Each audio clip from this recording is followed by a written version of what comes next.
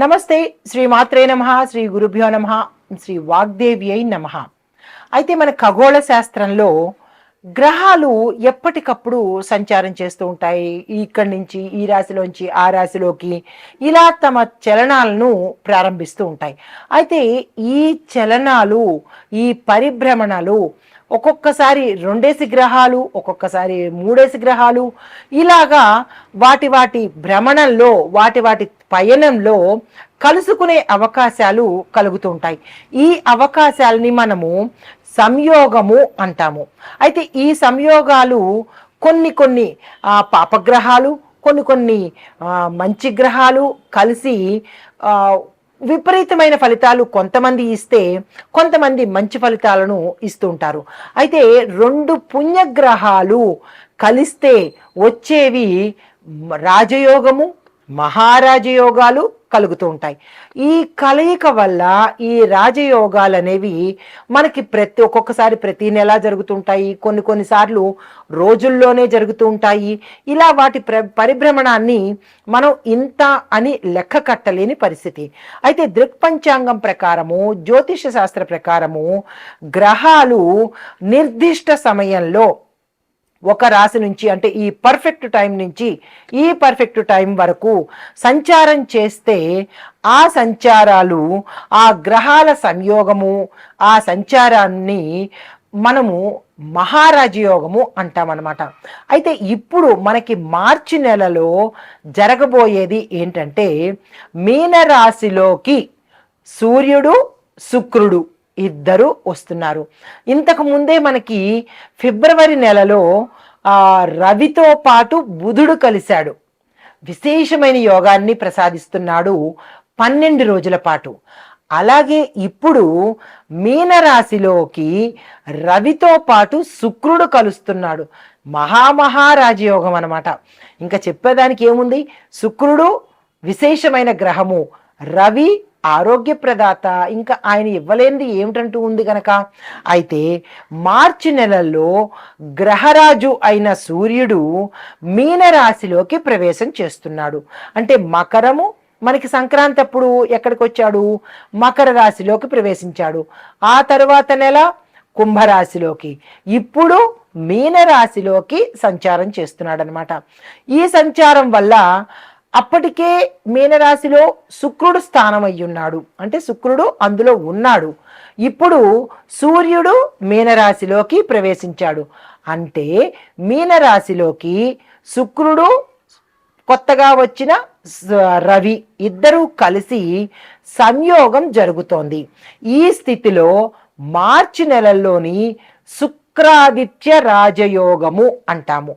మనకి ఫిబ్రవరిలో వచ్చింది బుధాదిత్య రాజయోగము. బుధుడితో ఆదిత్యుడు, రవి కలిసి ఉంటే వచ్చే రాజయోగము ఫిబ్రవరి నెలలో వచ్చింది. ఇప్పుడు శుక్రాదిత్య, శుక్రుడు ప్లస్ ఆదిత్యుడు ఇద్దరు కలిసి మహారాజయోగాన్ని ప్రసాదిస్తున్నారు. అయితే దీనివల్ల మనకి కొన్ని రాశులకు ఎలాంటి పరిణామాలు ఉంటాయి, ఎలాంటి ఫలితాలు ఇస్తారు అనే అంశాన్ని మనం తీసుకుందాము.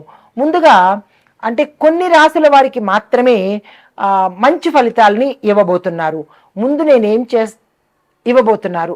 అయితే ఈ శుక్రాదిత్య రాజయోగం వల్ల ఎలాంటి ప్రయోజనాలు ఇస్తున్నాడు అంటే, కర్మగృహంలో ఈ రాజయోగం జరగబోతోంది కాబట్టి ఉద్యోగాలు చేసే వాళ్ళకి ప్రమోషన్స్ రావడము, వ్యాపారాలు చేసే వాళ్ళకి లాభాలు రావడము, కార్యాలయాల్లో ఉండే వాళ్ళకి కొత్త పనులు రావడము, తండ్రి బిడ్డల యొక్క సంబంధము చక్కగా ఉండడము, భార్యాభర్తలు అన్యోన్యంగా ఉండడము, తరువాత గతంలో విడిపోయిన వాళ్ళు కలుసుకోవడము, కుటుంబ పరంగా కావచ్చు, లేదా అంటే మిత్రులు కావచ్చు, బంధువులు కావచ్చు, వీళ్ళందరూ కలిసి ఒక కుటుంబంగా ఏర్పడము, వివాదాలు తొలగిపోవడము, మనస్పర్ధలు పోవడము, ఆర్థిక పరంగా ఏ చేసినా సరే కరెక్ట్గా ఉండడము. అంటే శుక్రుడు సంబంధాలని కుదురుస్తాడు, ప్రేమ ఆప్యాయతల్ని అందరి మధ్య ఇస్తూ ఉంటాడు. అయితే అలాంటి వాటితో పాటు మనం ఏదైనా పెట్టుకోవాలన్నా, కొనుక్కోవాలన్నా, ఇలాంటి ఆర్థిక పరమైన లావాదేవీలు చేసుకోవాలన్నా ఇలాంటి వాటన్నిటికీ కూడా ఈ శుక్రుడు మంచి చేస్తాడు. దీనితో పాటుగా కొంతమందికి ఆర్థికపరమైన ఇబ్బందులే కాకుండా శారీరకపరమైన ఇబ్బందులు, కుటుంబపరమైన సమస్యలు కూడా ఉంటుంటాయి. పిల్లలకి తల్లిదండ్రులకి పడకపోవడము, లేదంటే భార్యాభర్తలకి పడకపోవడము, ఇలాంటి కొట్లాట్లు రావడము, అనవసరమైన అపనిందలు పడడము, ఇలాంటి గతంలో ఏదైతే చెడు అనుభవించారో ఆ చెడు ఫలితాలన్నీ ఈ ఆదిత్య శుక్రుడు కలిసి తీసివేసి మంచి జరగబోయేందుకు వీరిద్దరూ ముందుకు వస్తున్నారు.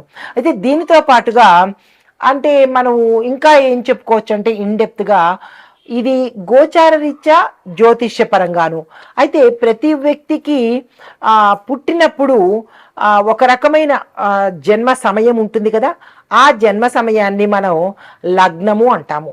ఈ లగ్నంలో ఆ వ్యక్తి జాతకుడు ఎవరైతే పుడతారో ఆ సమయంలో ఏ గ్రహము అక్కడ ఉంది లేదా ఏ గ్రహాలు ఉన్నాయి, ఒక్కొక్కసారి ఒక గ్రహమే ఉంటుంది, ఒక్కొక్కసారి 2-3 కలిసి ఉంటాయి, ఒక్కొక్కసారి పాపగ్రహాలు మంచి గ్రహాలు కూడా కలిసి ఉంటాయి. అంటే ఈ కలయిక జాతకుడికి ఎలా ఉండబోతోంది అనే అంశం ఒకటైతే ఇవి ఎంతంత కాలము ఉంటున్నాయి, కొన్ని రోజుల, కొన్ని నెలల, లేదంటే కొన్ని సంవత్సరాల అనే అంశాన్ని మనం పరిగణలోకి తీసుకోవాలి. అలా తీసుకున్నప్పుడే ఆ వ్యక్తి యొక్క జాతక పరిశీలన చేసుకున్నప్పుడే ఈ శుక్రుడు కానీ ఆదిత్యుడు కానీ మిగతా గ్రహాలు కానీ ఏ స్థానాన్ని చూస్తున్నాయి. ఇప్పుడు లగ్నం నుంచి మనకి 12 భాగాలు ఉంటాయి. ఈ భావాలు ఏ భావాల్లో ఈ గ్రహాలు చూస్తున్నారు అంటే వ్యాపారం చూస్తున్నారా, కెరియర్ చూస్తున్నారా, అంటే భార్యాభర్త కళత్ర స్థానం అంటారు, ఆ కళత్ర స్థానం సప్తమాధిపతిని చూస్తున్నాడా, ఆ సప్తమాధిపతిలో ఎవరు ఉన్నారు, ఇలాంటివన్నీ మనం పరిశీలన చేసుకుంటే వీరి ఇచ్చే ఫలితాలు మనకి ఆపాదించబడతాయి. అలా కాకుండా నాకు చెప్పారు ఇవి వస్తాయి అని నాకు రావట్లేదు ఏమిటి అని అనుకోకుండా ఇవి గోచారరీత్యా జ్యోతిష్యపరంగా మనకి ఋషులు పురుషులు ఇలా మనకి జ్యోతిష శాస్త్రంగా మహామహులు ఋషులు పంచాంగకర్తలు వీళ్ళు అందించిన సమాచారము ఎప్పుడూ కూడా గోచార సమాచారమే అవుతుంది తప్ప వ్యక్తిగత సమాచారం కాదు. కాబట్టి దీన్ని మీకు ఎంత శాతము అన్వయించుకోబడుతుంది, దీన్ని వ్యక్తిగతంగా మనకి ఎంత శాతము అన్వయించుకోబడుతోంది, ఈ యోగము మనకి ఎంతకాలము ఉంటుంది, ఈ శుభయోగాలు, రాజయోగాలు, మహారాజయోగాలు మనకి ఎలా వర్తిస్తాయి అనే అంశాలను మనం ఒక్కొక్కటిగా మేషం నుంచి ద్వాదశ రాశుల వరకు, అంటే మేషం నుంచి మీనం వరకు అన్ని రంగాల వాళ్లకు, అన్ని రంగాలు అంటే విద్యార్థులు, విద్య, ఉద్యోగము, వ్యాపారము, వ్యవసాయము, వాణిజ్యము, పారిశ్రామికము, తర్వాత కుటుంబము, ఆరోగ్యము, రాజకీయ రంగము, ఐటీ రంగము, చిత్ర పరిశ్రమ, క్రీడాకారులు, ఇలా 12-15 మందిని మనం తీసుకుని వారికి ఎలా ఉండబోతోంది అనే అంశాన్ని విపులీకరంగా సవివరంగా నేను మీకు తెలియచేస్తాను. అయితే ఈ శుక్ర ఆదిత్య యోగము ఇంకా విపులీకరంగా దశ అంతర్దశల్లో కనుక చెప్పుకున్నట్టయితే శుక్రుడు వీనస్, ఆదిత్యుడు అంటే సూర్యుడు ఇద్దరూ కలిసి అనుకూల స్థితిలో ఉన్నప్పుడు ఏర్పడే యోగాన్ని శుక్ర ఆదిత్య యోగం అంటారు. అయితే ఈ యోగం ఉన్న వ్యక్తులు సామాజికంగా గౌరవవంతంగా ఉంటారు, అధికార స్థానంలో ఉంటారు, శ్రేయస్సుని పొందుతారు. అంటే ఈ 3 యోగాలు ఈ యోగం వల్ల కలుగుతాయి. దీనితో పాటుగా ముఖ్యంగా కళలు, రాజకీయాలు, వ్యాపారాలు, ఆర్థిక రంగంలో ప్రాచుర్యం పొందే అవకాశాలు వీరు కలగజేస్తున్నారు.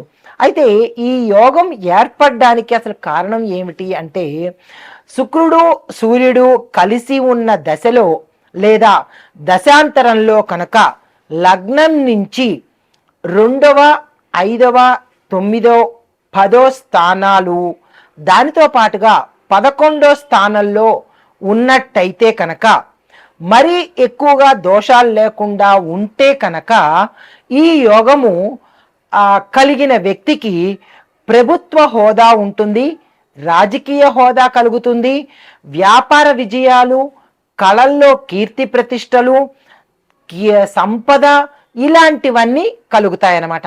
అంటే మీ యొక్క వ్యక్తిగత జాతక పరిశీలన చేయించుకున్నప్పుడు దానిలో ఈ స్థానాల్లో అంటే 2, 5, 9, 10, 11 ఈ స్థానాల్లో దోషాలు లేకుండా ఉంటేనే ఈ శుక్ర ఆదిత్య యోగం అనేది కలిసి వస్తుంది అనమాట. అయితే ఈ యోగం వల్ల ప్రభావితమయ్యే రంగాలు ఏవి అంటే కనుక శుక్రుడు కళలకు, వ్యాపారానికి, లగ్జరీ లైఫ్కి, నాణ్యతకు, ప్రేమకు ఈయన అధిపతి అన్నమాట. ఇవన్నీ కలగజేసేది శుక్రుడు. తర్వాత ఆదిత్యుడు అంటే రవి ఏమిటేమిటి ఇస్తాడు అంటే కనుక ప్రభుత్వ హోదా ఇస్తాడు, అంటే మంచి హోదా గల జీవితాన్ని ఇస్తాడు, అధికారం ఇస్తాడు. దీంతో పాటు నాయకత్వ లక్షణాలు, లీడర్షిప్ క్వాలిటీస్ కూడా ఈయన ఇస్తాడు. ఇది ఏ రంగాల వాళ్ళకి ఇవి ఉండబోతున్నాయి, ఈ యోగం ఎవరెవరికి ఉండబోతోంది అనేది కూడా నేను మీకు వివరంగా తెలియపరుస్తాను. ముందుగా రాజకీయ నాయకులు కనుక చూసినట్టయితే వారికి అంటే మొదటగా రాజకీయ నాయకులకు అధికారము, ప్రజాదరణ పొందుతారు. నెంబర్ 2 సినిమా రంగం వాళ్ళు అంటే కళారంగంలో ఉన్న వాళ్ళు, నటీనటులు, గాయకులు, దర్శకులు, వీళ్ళ ముగ్గురు కూడా ప్రజాదరణ, కీర్తి, పేరు, ధనము ఈ 3 పొందుతారు. తర్వాత 3వది వ్యాపారస్తులు. ఎలాంటి వ్యాపారస్తులు అంటే కనుక సక్సెస్ఫుల్ బ్రాండ్స్ నడిపేవాళ్ళు, అంటే బ్రాండింగ్ అంటుంటాం కదా మనం, ఆ బ్రాండ్ వస్త్రాలు కావచ్చు, బ్రాండ్కి సంబంధించిన ఒక బ్రాండ్ క్రియేట్ చేసేవాళ్ళు ఆ వ్యాపారులు, లగ్జరీ బిజినెస్లు చేసేవాళ్ళు, జ్యువెలరీ బిజినెస్ చేసేవాళ్ళు, ఫ్యాషన్ డిజైనింగ్ బిజినెస్ చేసేవాళ్ళు, హోటల్ వ్యాపారం చేసే వాళ్ళకి విశేషమైన లాభాలను కలగజేస్తున్నారు. తర్వాత 4వది అధికార స్థాయిలో ఉన్నవాళ్ళు, అంటే ప్రభుత్వోద్యోగులు, న్యాయమూర్తులు అంటే లా చదివిన వాళ్ళు, అడ్వకేట్స్, లాయర్సు, ఉన్నతాధికారులు, అధిక శక్తి, గౌరవము వీరు పొందుతారనమాట. ఈ 4వ కేటగిరీ వాళ్ళు. ఇక 5వ కేటగిరీ వాళ్ళు కళలు, సృజనాత్మక అంటే క్రియేటివిటీ రంగంలో ఉన్నవాళ్ళు. ఎవరయ్యా అంటే సంగీతము, చిత్రకళ, రైటర్సు రచయితలు, దర్శకులకు విశేషమైన పేరు ప్రఖ్యాతలు పొందుతారు. అయితే 6వది ఆర్థిక రంగము అంటే బ్యాంకింగు, స్టాక్ మార్కెట్, పెట్టుబడిదారులు, ఈ రంగంలో ఉన్న వాళ్ళకి విశేషమైన ధన సంపదను ఇవ్వబోతున్నాడు. తర్వాత 7వ అంశము గృహ నిర్మాణము, రియల్ ఎస్టేట్ రంగము, ఈ వ్యాపారాలు చేసే వాళ్ళకి ప్రాపర్టీ డీల్స్ మాత్రము, ఏదైనా ప్రాపర్టీకి సంబంధించిన డీల్స్ కానీ, అగ్రిమెంట్లు కానీ మంచి లాభంగా తయారయ్యి సక్సెస్ని ఇస్తాయి, తద్వారా ధనాన్ని, కీర్తిని ఇస్తాయన్నమాట. మనం అనుకుంటూ ఉంటాం పలానా రియల్ ఎస్టేట్ కంపెనీ బ్రహ్మాండంగా రన్ అవుతోంది అంటే దాని అర్థం ఏంటంటే పలానా బ్రాండ్ కంపెనీస్, బట్టలు కావచ్చు, లేదా అంటే ఏదైనా వస్తువులు కావచ్చు. ఇప్పుడు వస్తువులకు చూపుకున్నట్టయితే బటర్ఫ్లై కంపెనీస్, బటర్ఫ్లై సంబంధించిన ప్రోడక్ట్స్, లేదు అంటే కనుక వస్తువులు చూసినట్టయితే, బట్టలు చూసినట్టయితే కొన్ని బట్టల బ్రాండింగ్స్ బ్రహ్మాండంగా ఉంటాయి. లాక్మే కానీ ఇలాంటి పెద్ద పెద్ద కంపెనీలకు శుక్రుడి యొక్క అనుగ్రహంతో పాటు ఇంత పేరు ప్రఖ్యాతలు కలుగుతున్నాయన్నమాట. అలాగే ఈ 7 విభాగాలలో ఉన్న వాళ్ళకి శుక్రాదిత్యంలో కలిగే విశేషమైన ఫలితాలు కలగబోతున్నాయి. దీనితో పాటుగా వీరికే కాకుండా ఈ 12 రాశుల వాళ్ళకి కూడా ఎలా ఉండబోతోందో చూడాలిగా. అవి మనం ఇప్పుడు ప్రస్తావన చేస్తాను. తదుపరి రాశి కర్కాటక రాశి. ఈ కర్కాటక రాశిలో శుక్రాదిత్య యోగం వల్ల, ఆ మహారాజయోగం వల్ల ఎవరెవరికి లాభాలు పొందుతున్నారు అంటే కనుక ఎటువంటి లాభాన్ని పొందుతున్నారు అంటే ప్రాముఖ్యత, అంటే మీ యొక్క ఇంపార్టెన్స్ ఎక్కువగా ఉంటుంది. ఏ రంగంలో ఉన్న వాళ్ళకైనా సరే మీరు లేకపోతే అక్కడ పని కాదు అన్నట్టుగా ఉంటుంది. అంటే మీకు వ్యక్తిగతంగా ఇంపార్టెన్స్, ప్రయారిటీ పెరుగుతుంది. దీనితో పాటు కుటుంబ జీవితంలో కూడా మీ యొక్క ప్రయారిటీ పెరుగుతుంది. మీరు లేకపోతే అక్కడ ఏ పని జరిగేటట్టుగా లేదు. మీ యొక్క నిర్ణయానికి విలువ అంత ఉంటుంది. ప్రతి వాళ్ళు మిమ్మల్ని సంప్రదిస్తూ ఉంటారు. మీరు చెబితేనే అక్కడ వేదం అన్నట్టుగా అంత ప్రయారిటీ మీకు కుటుంబంలోనూ మీ రంగాల్లోనూ కూడా లభిస్తుంది. దీనితో పాటు భూ సంపత్తి కూడా, అంటే భూములను కొనుక్కోవడము, వ్యవసాయ భూములు కావచ్చు, మామూలు భూములు కావచ్చు, భూములను కొనుక్కుంటారు, ఇళ్ళు కొనుక్కుంటారు. ఇట్లాంటి భూమికి మధ్యలో ఆగిపోయిన ఇళ్ళు కట్టుకోవడం కానీ, ఫ్యాక్టరీలు కొనుక్కోవడం కానీ, ఫ్యాక్టరీలు కట్టుకోవడం కానీ, అంటే మీరు షింక్ అయిపోయిన ఫ్యాక్టరీస్ని కొనుక్కుని దాన్ని మళ్ళగా రీకన్స్ట్రక్షన్ చేసుకుంటారు. ఇలాంటివన్నీ కూడా మీకు లాభాలన్నమాట. ఈ శుక్రుడు ఆదిత్యుడు ఇచ్చే లాభాలు. తర్వాత కుటుంబ పరంగా చాలా చక్కగా ఉంటుంది. ఆరోగ్యపరంగా రవి ఇచ్చేది ఒకటా రెండా? అధికారం ఇస్తాడు, హోదా ఇస్తాడు, ప్రభుత్వ హోదా ఇస్తాడు. మీరు పనిచేసే ఉద్యోగంలో మీ స్థానాన్ని పెంపొందిస్తాడు. ఆరోగ్యంతో పాటు అన్ని రకాలుగా మీకు ప్రయారిటీని ఇవ్వడానికి రవిగ్రహము రెడీగా ఉంది. అయితే మరి ఇన్ని అనుకూలతలు ఇస్తున్నప్పుడు కొన్ని దోషాలు కూడా ఉంటాయి కదా. ఆ దోషాలు ఏంటంటే ఆర్థిక ఒత్తిళ్ళు, అంటే మీకు డబ్బు పరంగా విపరీతమైన టెన్షన్స్కి గురవుతారు. అది కంట్రోల్ చేసుకోండి. దీనితో పాటు ఆరోగ్య సమస్యలు కూడా వచ్చేస్తుంటాయి.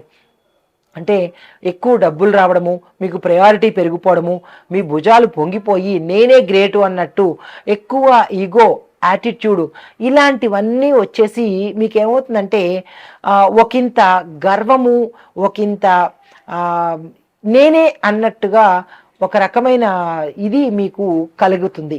దానివల్ల ఏమవుతుంది, మీరు పనిచేసే రంగంలో స్ట్రెస్ ఎక్కువైపోతుంది.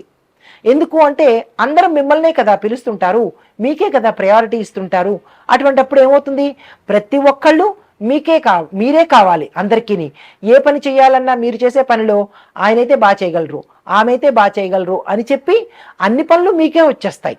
అందరికీ మీరే కావాలి. అటువంటిప్పుడు ఏమవుతుంది, మీకు ఆరోగ్య సమస్యలు ఎక్కువగా వచ్చే అవకాశం ఉంది. జాగ్రత్తలు తీసుకోండి, స్ట్రెస్ ఎక్కువగా తీసుకోకండి. అయితే మీకు చెప్పదగిన పరిహారం కూడా ఉండాలి కదా. అది ఏంటంటే రవిగ్రహము కోసము నవగ్రహ ఆలయంలో ప్రత్యేకంగా ఎవరైతే మానసిక ఒత్తిడి పొందుతున్నారో, స్ట్రెస్ ఫీల్ అవుతున్నారో వారు రవిగ్రహానికి ప్రత్యేకంగా పూజలు చేయడము, ప్రదక్షిణాలు. రవికి ఇష్టమైన సంఖ్య 7, ఇష్టమైన పువ్వులు ఎరుపు రంగువి, ఇష్టమైన పళ్ళు ఎరుపు రంగువి, ఇష్టమైన వస్త్రము ఎరుపు రంగు. ఇవన్నీ చేసుకుంటూ పరిహారాలు చేసుకున్నట్టయితే కనుక దీనితో పాటుగా మాంసాహార నిషేధము, దానితో పాటు బ్రహ్మచర్యం పాటించాలి, దీనితో పాటు మద్యాన్ని సేవించకూడదు. ఇవన్నీ చేసుకుంటూ నిష్టగా నియమంగా ఉంటూ ఆదిత్య హృదయాన్ని తప్పనిసరిగా మీ నోటితో చదవండి. మాకు నోరు తిరగదు అని అనుకున్న వాళ్ళు ఓం సం సూర్యాయ నమః అనే మంత్రాన్ని 108 సార్లు తప్పనిసరిగా చదవండి. ఇందులో కన్సెషన్ లేదు, డిస్కౌంట్ కూడా లేదు. తప్పనిసరిగా చదవవలసిందే. ఆయన ఇచ్చినవన్నీ అనుభవిస్తున్నప్పుడు మరి ఆయనకి ఈ మాత్రం కూడా చేసుకోకపోతే ఎట్లాగా? తప్పనిసరిగా చెయ్యండి, పాటించండి. ఆయన అనుగ్రహాన్ని మరింతగా పొందాలని కోరుకుంటూ నమస్తే. అయితే ఇప్పుడు మనము ప్రతి ఒక్క రాశికి ఎట్లా ఉండబోతోందో చూసుకున్నాం కదా. ఓవరాల్గా ఈ శుక్ర ఆదిత్య రాజయోగము యొక్క శక్తిని పెంచే పరిహారాలు ఏంటంటే కనుక, మొదటిది శుక్రగ్రహ శాంతి కోసము శుక్రవారం లక్ష్మీదేవి పూజ తప్పనిసరిగా చెయ్యాలి. నోట్ చేసుకోండి, స్కిప్ చేయకుండా చూడండి. తరువాత తెల్లని వస్త్రాలు తప్పనిసరిగా ధరించాలి. తరువాత వృశ్చిక రాశి వారికి శుక్రగ్రహ శాంతి తప్పనిసరిగా చేయించుకోవాలి. ఇది మొదటి పాయింట్. రెండో పాయింట్, సూర్యుడు బలంగా ఉండాలి అంటే కనుక ఉదయము సూర్య ఆరాధన తప్పనిసరిగా చేయాలి. సూర్యోదయ సమయానికి సూర్యుడి ఆరాధన చెయ్యాలి. దానితో పాటుగా ఆదిత్య హృదయాన్ని తప్పనిసరిగా పారాయణ చెయ్యాలి. మూడోది, ఆదివారాలు అంటే ప్రతి ఆదివారం కూడా ఉప్పు లేకుండా ఆహారాన్ని తీసుకోవాలి. ఉప్పుని మీ ఆహారంలో చేర్చకూడదు. తరువాత ఆదివారాలు అంటే ప్రతి ఆదివారము ఉప్పుని మీ ఆహారంలో లేకుండా చూసుకోవాలి. ఈ 2 పరిహారాలు, ఈ లోపల చెప్పిన చిన్న చిన్న పరిహారాలు కూడా మీరు తప్పనిసరిగా పాటించుకోవాలి. అయితే ఈ పరిహారాలు పాటిస్తే కనుక శుక్ర ఆదిత్య రాజయోగము పూర్తి శక్తివంతంగా పనిచేస్తుంది. ఇందులో మీరు ఏ ఒక్క పరిహారము పాటించకపోయినా మాకు ఫలితాలు రాలేదు, ఎందువల్ల మీరు తప్పు చెప్పారా లేకపోతే శాస్త్రమే తప్ప అనే ప్రయత్నం చెయ్యకండి. మీరు తప్పు చేసి మీరు పాటించకపోగా శాస్త్రాన్ని తప్పు పట్టే హక్కు మనకి లేదు కదా. కాబట్టి ఎన్ని ఆటంకాలు ఎదురైనా వాటిని అధిగమించి విజయాన్ని పొందాలి అంటే కనుక, ఈ ఫలితాలన్నీ పొందాలి అంటే కనుక తప్పనిసరిగా నేను చివరిలో చెప్పిన ఈ పరిహారాలు ప్రతి ఒక్కరూ పాటించవలసిందే. ఇందులో ఎక్సెప్షన్ లేదు, డిస్కౌంట్ లేదు, అమెండ్మెంట్స్ కూడా ఏమీ లేవు. ఇది మీ జాగ్రత్త కోసము, మీరు లాభపడడానికి, మీరు మరింత సంతోషంగా ఉండడానికి, వారి యొక్క అనుగ్రహం సంపూర్ణంగా పొందాలి అని కోరుకుంటూ నమస్తే.